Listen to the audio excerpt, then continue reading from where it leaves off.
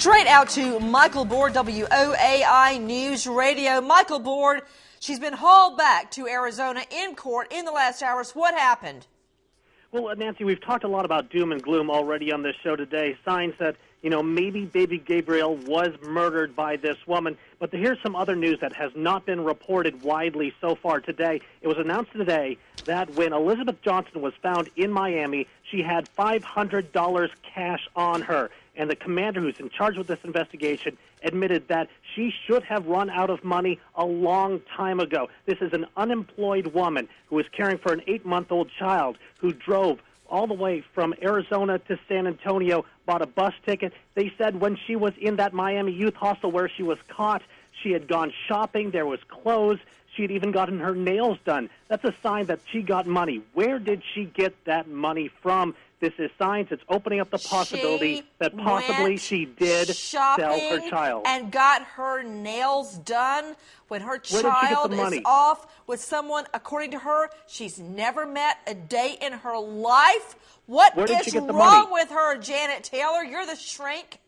Well, I mean, you look at her background. She had a chaotic life, dysfunctional family. She sounds like borderline personality disorder to me, which is a stretch. Blah. Personality disorder. Well, that's not an illness. That's not insanity. Well, it is in the sense of it can account for her lack of attachment. I'm not saying she's insane. I think she completely knows what she's doing, but it could account for her lack of attachment to this beautiful 8-month-old.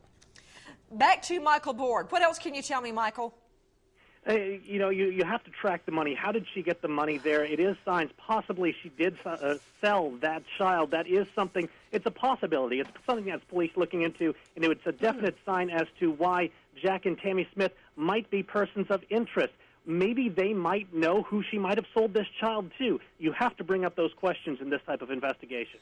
Okay, I want to go to Matt Zarrell, our producer on the story. Matt, isn't it true, by all appearances, she had this road trip planned for some time because she sold her pets. She got several $100s out of that.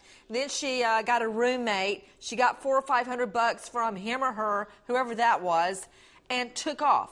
And she was using her grandfather's car. So what expenses did she have?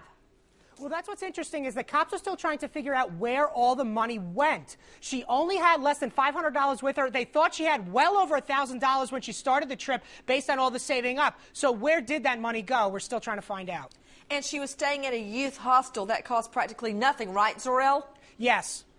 So where did all the money go? All the money is only about $1,000. So she stayed at several motels, including the Motel 6. She needed gas money to get from Tempe to San Antonio that we know of. Had to buy a ticket, about $150 one way to Florida. Long story short, it works out fine. I don't think that just because you have $500, that indicates to me that she sold the baby. It does not indicate to me that she sold the baby.